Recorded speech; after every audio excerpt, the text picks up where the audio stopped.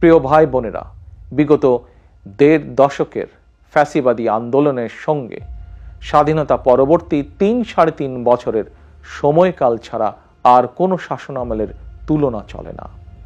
সুতরাং আমি সবাইকে বিনীতভাবে আহ্বান জানাবো, হিটলারের নাৎসিবাদ সম্পর্কে যেমন কেউ গৌরব করে না, পলাতক ফ্যাসিস্ট এর শাসনকাল নিয়েও গৌরব করার কিছুই নেই।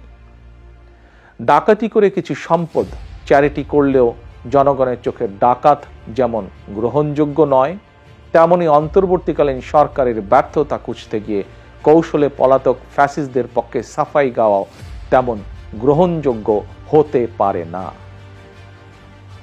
যারা কৌশলে ফ্যাসিবাদী শাসনের সঙ্গে বর্তমান অন্তর্বর্তীকালীন সরকারের তুলনা করতে চান, তাদেরকে স্মরণ করিয়ে দিয়ে বলতে চাই, ৫ই আগস্ট বাংলাদেশে যা ঘটেছে এটি শুধু বাংলাদেশ নয়, বিশ্বের ইতিহাসেও মনে হয় নজিরবিহীন।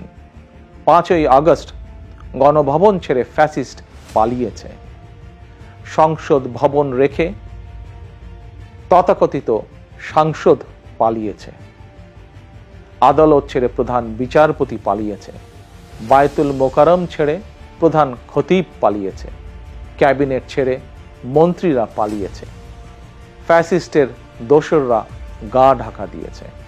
তবে উদ্বেগের বিষয় হচ্ছে, পলাতক এই ফ্যাসিস্টের চক্রের মনে এখনো কোনো অনুতাপ অনুশোচনা নেই।